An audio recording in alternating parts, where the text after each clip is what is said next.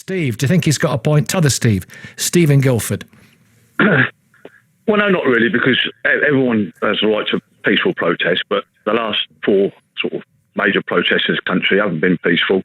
In fact, I think the last, on your previous call, I think the last peaceful demonstration was the Brexit march in March 2019. How many people were arrested on the supporting Brexit? I'm not going to go down that road. The point I'm trying to make is that responsibility. People want to protest peacefully. But you called it a protest peacefully. Peaceful. They organise it beforehand. With the police, and then when it turns into a riot, because rioting is not a peaceful protest, and then we get the organisers of these peaceful protests saying it was agitators and people from outside coming to spoil their thing.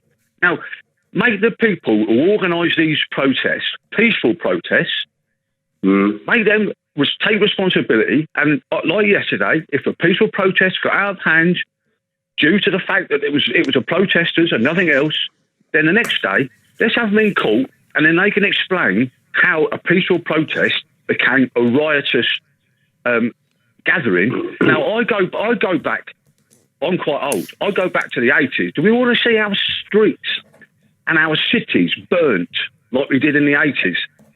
Do we want to see things like the miners' strike? We don't want to see that anymore. Peaceful protest. Then we have to listen to people then, don't we?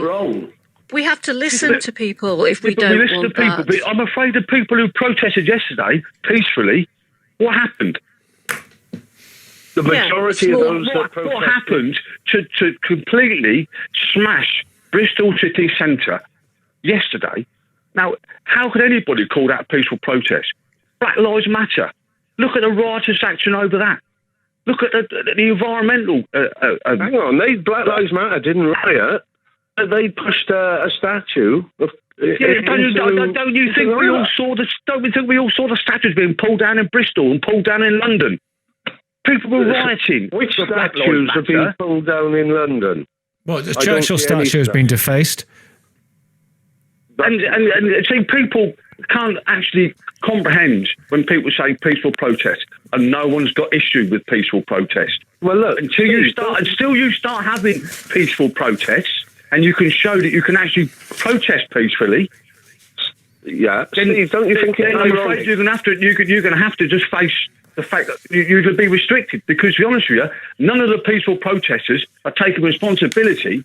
Now, if there's 5,000 people protesting and you've got 300 people agitators, why aren't the 5,000 people quieting the agitators amongst their protest? I think they do, actually. I think that I've seen a lot of the let's let Pip come in here. No, I've seen a lot of the protesters condemn the violence, so I think you're wrong about that. I think they do condemn it. But what I'd like to ask you, I can't remember your name, but Steve. There's two Steves. There's still Stephen Guildford. Guildford Steve. I'd like to ask you, if you just said what these people should do is not protest until they can do it properly. I'd like to ask you then, what would you do if you had some opinion about something that was really strong, that was affecting your life? What would you do? I was on a peaceful march. I was on a peaceful march. Oh, so you will march then, yeah? Yeah, I will march on a peaceful protest. And I marched in London. I took a day off work and I went to the Brexit in March 2019. And we had a day where we couldn't actually get down. We couldn't get down number 10. We were blocked off. We were at Parliament Square. It was brilliant. There was no trouble. Maybe a couple of drunken disorderlies. I think I spoke to a policeman. I think he said to me there were 6 arrests, and there was sort of like 50,000 people there. There was no damage caused. I was on a peaceful protest, and so this was a protest. Sorry, let me ask you, Steve. Wait a minute. Quiet, everyone. Quiet, everyone. Please, Pip and James and Stephen and Steve, all be quiet, please. All be quiet, please. I want to ask Steve a question. And then I want to ask Pip a question. I want to ask you a question, Steve, and you can... No, hang on. Stephen Guildford. I want to ask Stephen Guildford a question. Okay. Then I'm going to ask Pip in Manchester a question. Steve, I'm just wondering what limits you would have to be pushed to get out there and do something that was genuinely disruptive to society. Say a government was elected and they said, we're not going to have a referendum, we're just going to rejoin the European Union. all that was nonsense. We're rejoining the European Union. We're not going to ask the people. You'd be angry, right? Of course, anyone would be angry. That's a blow against democracy. And you would hit this, right. Yeah, so you can understand in this country. You can understand how Extinction Rebellion feel, because they feel that everything else is dwarfed. I understand Extinction Rebellion. I understand. But you would hit the streets. Hang on, wait. You would hit the streets, wouldn't you? How angry would you be on the streets?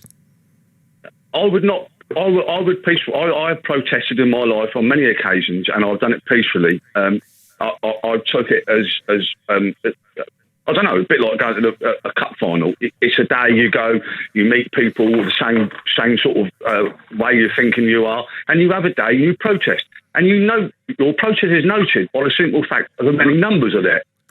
So say your scenario happens, and then 10 million people said, what we walk. 10 million people said we'll walk to London and stand in Parliament Square. 10 million people. It's all about numbers, but it's about. That's what I was going to ask him, though. I was going to ask him that. What would he do if Brexit was overturned or something like that? And although you probably wouldn't be violent, and I'm sure you wouldn't, you support peaceful protest, but some people with your opinion would be, and that's the point, isn't it? There's always going to be a few people who their emotions. And that's why the organisers need to take responsibility for them few people. As they see it, whether they see it we're creeping towards a fascist state, or whether they see it that black people are being treated as second-class citizens, or whether they see that the planet is in peril. One answer's what? The ballot box. We voted in a Conservative government with an 80-seat majority, knowing that they are really strict on law and order, and we knew that civil liberties would be restricted, but they were still voted in. So really, we know that. Pip, here's a question for you. Here's a question for Pip. Last question, because I've got to go. Here's the question. No, I'm going to ask you a question first, Pip. I promised. All right. Thangam Debonair, one of the MPs for Bristol, was on earlier on, and she was very much expressing concern about this bill and arguing for the continuing right to protest and for that not to be imperiled in any way. Previously, she has objected to protests outside abortion clinics, peaceful protests outside abortion clinics, her argument being that the women who are already potentially emotional vulnerable are terrorized on the way in. Do you support, and this is at the heart of some people's belief, do you support the right of peaceful protest outside abortion clinics, Pip? That's a really difficult question for me, because I work in that area. So I would have to support. Yeah, I know you didn't, and that I work in women's health, so of course I would have to support the rights to protest.